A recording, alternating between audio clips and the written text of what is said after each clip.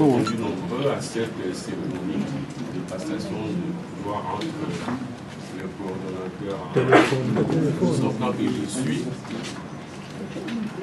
et le coordonnateur entrant, le président Martin Fayoulou. Évidemment, cette cérémonie, comme des traditions, a été précédée par les présidiums, les assises du présidium, comme des coutumes. Évidemment, ces assises ont pris un peu plus de temps. Attention, nous vous rappelez aussi que la presse a fait des commentaires dans tous les sens. Les uns de bonne foi, les autres ils ont allé un peu pour faire un peu d'instrumentalisation d'opinion. C'était tout à fait normal que nous prenions un peu plus de temps.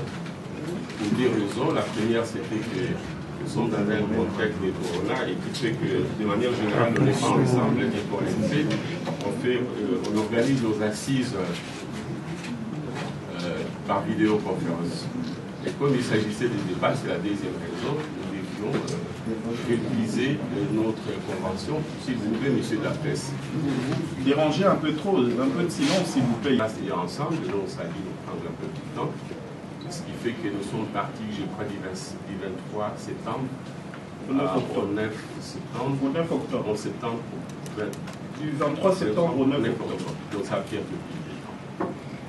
De manière globale, ça va être dit tout à l'heure par le porte-parole, nous avons changé la durée du mandat. On est passé des 3 à 9. Il fallait se mettre d'accord sur les délais, ça a pris un peu de temps.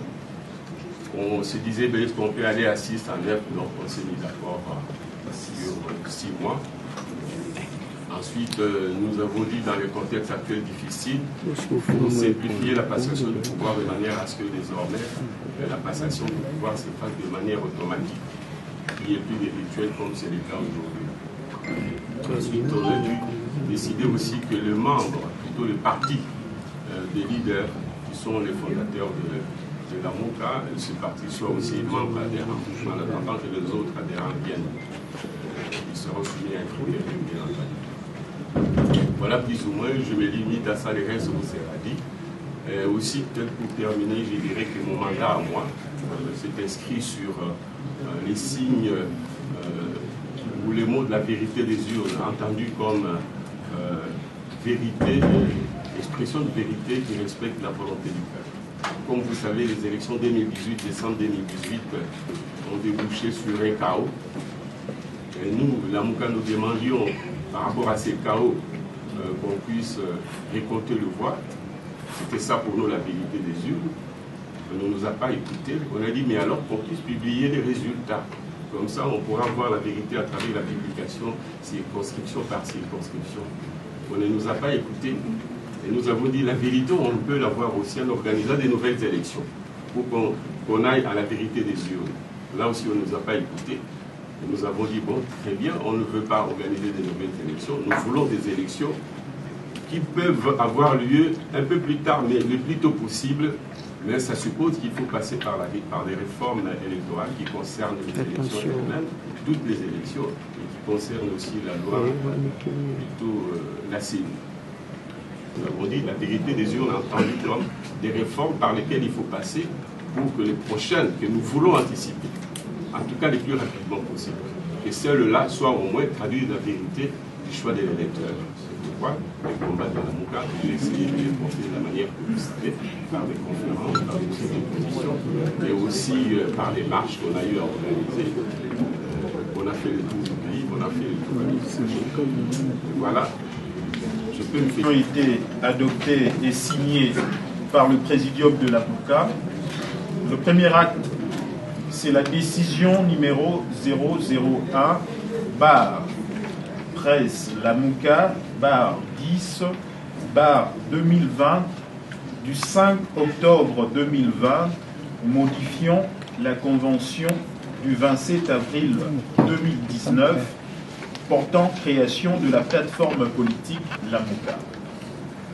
Et le deuxième acte, c'est le communiqué final de la réunion du présidium. Je commence par lire la décision portant modification de la convention du 27 avril 2019 de la MOUCA. Le Présidium, vu la convention du 27 avril 2019 portant création de la plateforme politique la MOUCA, spécialement en son article 14, considérant la nécessité d'adapter l'organisation et le fonctionnement de la MOUCA aux circonstances et impératifs politiques actuels, vu la nécessité de renforcer l'unité de la MOUCA et l'efficacité dans ce prise de position, action et déclaration, décide. Article 1er. Les articles 3, 5, 6, 7, 8, 11 et 13 de la Convention sont modifiés comme suit. Article 3. La plateforme La MOUCA comprend deux catégories de membres, les membres fondateurs et les membres adhérents. Sont considérés membres fondateurs les leaders signataires de la présente décision et qui n'ont pas renoncé à leurs engagements au sein de la MOUCA par un retrait volontaire. Sont considérés membres adhérents les personnalités, les partis politiques, les regroupements politiques, les groupements ou organisations sociopolitiques qui adhèrent à la présente convention de la MOUCA. Les partis ou regroupements politiques de membres fondateurs sont d'office membres adhérents de la MOUCA du fait de leur leader. L'adhésion à la plateforme La MOUCA est libre. Toute demande d'adhésion à la plateforme politique La MOUCA est adressée au coordonnateur en exercice qui la soumet à l'approbation du Présidium dans le mois. Tout membre fondateur ainsi que tout membre adhérent peut se retirer de la plateforme La MOUCA en tout temps. Le retrait d'un membre fondateur ou celui d'un membre adhérent ne peut donner lieu à la dissolution de la plateforme La MOUCA ou à la revendication par ses membres d'un droit de propriété intellectuelle ou d'un quelconque droit juridique sur la plateforme La MOUCA. Le retrait d'un membre fondateur entraîne ipso facto la perte de la qualité de membre adhérent à son parti ou regroupement politique. Article 5. Le Présidium est l'organe de décision et d'orientation de la plateforme La MOUCA. Il constitue la plus haute autorité, l'instance décisionnelle suprême de la plateforme. Il est composé de membres fondateurs. Le Présidium peut inviter toute personne, membre adhérent ou pas, à participer aux réunions sans voix délibérative. Le quorum requis pour toute réunion du Présidium est fixé à la totalité de ses membres. Le membre absent peut se faire représenter par un collaborateur de son choix. Les décisions et résolutions du Présidium se prennent par consensus. Les activités du Présidium sont pilotées par le coordonnateur en exercice. Article 6.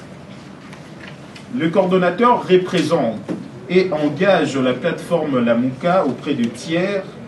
Il en est le porte-parole.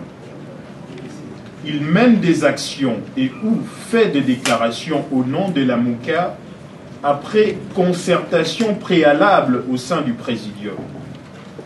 Toutefois, chaque membre fondateur ou adhérent garde son autonomie ainsi que sa liberté d'action et peut se prononcer politiquement en son nom propre, à celui de son parti ou de son regroupement politique dans le strict respect de 4 axes fondamentaux de la MOCA. La coordination du présidium est tournante tous les 6 mois, selon l'ordre déterminé par le présidium.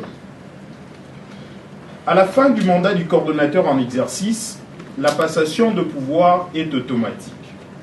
Elle n'est pas sujette à une cérémonie officielle. Le coordonnateur statue par voie des décisions. Article 7. La cellule politique a pour mission d'accompagner politiquement le coordonnateur du présidium dans l'exercice de ses attributions. Elle prépare notamment tous les dossiers politiques devant faire l'objet des délibérations du présidium. La cellule politique est composée de délégués de membres du présidium et de membres adhérents. Elle peut, selon le besoin, faire appel à des compétences ou à des expertises extérieures à la plateforme La MOCA, voire au sein de forces politiques composant la plateforme. Le nombre de membres de la cellule politique, ainsi que le quota de membres fondateurs et des membres adhérents, sont fixés par le présidium. La cellule politique est présidée par un délégué du coordonnateur en exercice. Article 8. Le secrétariat technique assure la gestion administrative de la plateforme La MOCA. Lors de son mandat, chaque coordonnateur met en place sa propre équipe de travail devant assurer la gestion administrative quotidienne de la plateforme. Le secrétariat technique assure notamment la conservation des archives. Article 11. La cellule politique s'est réunie une fois par mois. Elle s'est réunie également une semaine avant chaque réunion du présidium. Elle peut, en cas de besoin, tenir une réunion extraordinaire à la demande du coordonnateur. Les propositions de la cellule politique sont prises par consensus et transmises au coordonnateur. Article 13. Tout manquement aux objectifs de la plateforme La MOCA par un membre fondateur ou par un membre adhérent est soumis au présidium pour traitement. Article 14. Les présentes modifications à la Convention entrent en vigueur à la date de la signature de la présente décision par les membres du présidium. Fait à Kinshasa le 5 octobre 2020. S'il vous plaît, chers frères et sœurs des mouvements citoyens, ne dérapez pas. Ne soyez pas tentés par la corruption. La société civile, faites un travail intéressant, mais ne soyez pas partisans. Ne soyez pas partisans parce que quand c'est la personne que vous aimez et que vous soutenez, vous vous taisez. Et aujourd'hui, je ne comprends pas. Je ne comprends pas les silences de la société civile sur ce qui se passe à Minembwe. Je ne comprends absolument pas. Je ne suis pas, moi, de l'opposition républicaine ou tout ça. Je ne comprends pas comment est-ce qu'aucun membre de la société civile n'a pas encore demandé la démission de M. Rouberoy. Je ne comprends pas. Je ne comprends pas. M. Rouberoy n'a pas sa place. Il n'a pas sa place dans ce gouvernement, même s'il est illégitime. Il n'a pas sa place pour désarticuler les Congos. Des gens ont perdu leur vie ici. Et quelqu'un vient s'amuser de nous, et nous sommes Congolais. J'entends les gens dehors là-bas crier. Mais vous criez pourquoi? Votre voix, ça sert à quoi? C'est le moment de se battre. C'est le moment de se battre pour défendre les intérêts de ce pays. Vous avez des gens que vous envoyez en Europe, aux États-Unis étudier avec des bourses. Et ces gens ont des passeports congolais, mais ils ne parlent aucune langue du Congo. Et vous trouvez ça normal? Et vous vous taisez ici. Vous dites que moi je suis tel, je combats Fayoulou. Vous le combattez pourquoi? Vous le combattez pourquoi? Parce que, comme me disait Tchen Tshisekedi, on vous distrait. Vous voulez les masolos, et c'est ça les masolos qu'on vous donne, surtout vous les journalistes. Chers amis, regardez-moi en face. Je n'ai 64 ans dans 2 mois. Ok? Il n'existe personne sur cette terre des hommes qui m'a donné un franc indûment. Il n'existe pas, il n'existera jamais. Je peux lever la main et vous le dire ouvertement. Googlez, je peux vous donner les pays, tous les pays où j'ai travaillé. Demandez, je pouvais être millionnaire aujourd'hui. Si je ne le suis pas, parce que j'ai craint Dieu. Je parle maintenant à l'élite congolaise. L'élite congolaise a totalement déçu. L'élite congolaise a démissionné.